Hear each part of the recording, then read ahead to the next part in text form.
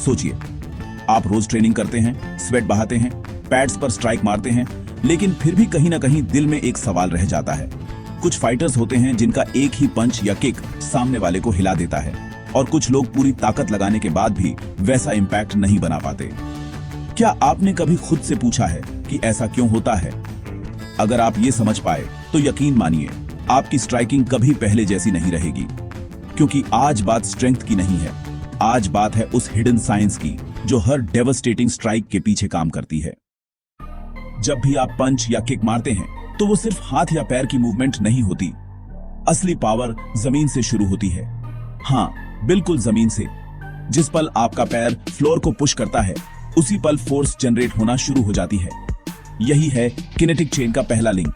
अगर आपकी footwork week है, बैलेंस सही नहीं है, तो ऊपर का सारा एफर्ट वेस्ट हो जाता है।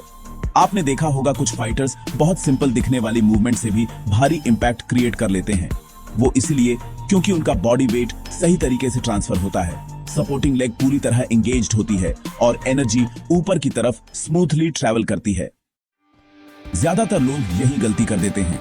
वो सोचते हैं कि पैर से ताकत आई, बस हो गया। नहीं, असली इंजन तो हिप्स है।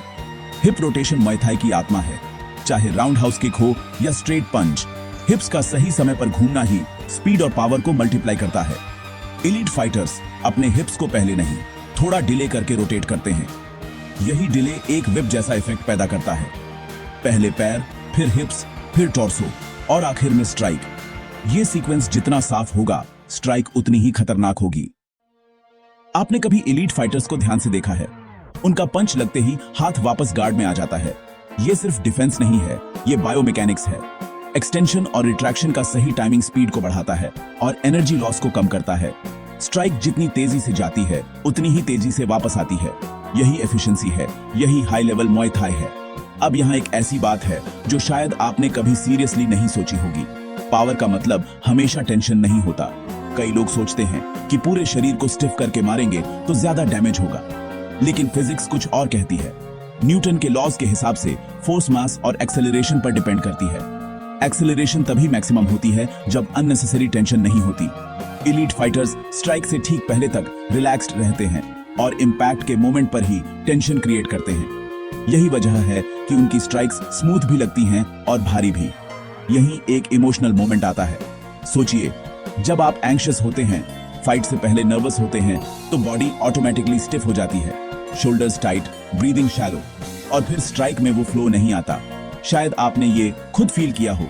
यही रीजन है कि माइंडसेट और बायोमैकेनिक्स जुड़े हुए हैं। Relaxed mind, relaxed body, better acceleration, ज्यादा पावर। ये सिर्फ टेक्निक नहीं, ये इनर ट्रांसफॉर्मेशन है। अब जो मैं बताने वाला हूं, वो शायद आपने कभी कोच से साफ साफ नहीं सुना होगा। ब्रूट स्ट्रेंथ एक लिमिट तक ही काम करती है, उसके बाद वो आपको स्लो बना देती है। स्किल्ड टेक्निक आपको ना सिर्फ पावरफुल बनाती है, बल्कि एफिशिएंट भी। यही वजह है कि लाइटर फाइटर्स भी हैवी हिटर्स को नॉक डाउन कर देते हैं। फिजिक्स किसी वेट क्लास को नहीं मानती, वो सिर्फ सही मूवमेंट को रिवॉर्ड करती है। अब सवाल यह है कि इस सारी साइंस को प्रैक्टिस में कैसे लाए।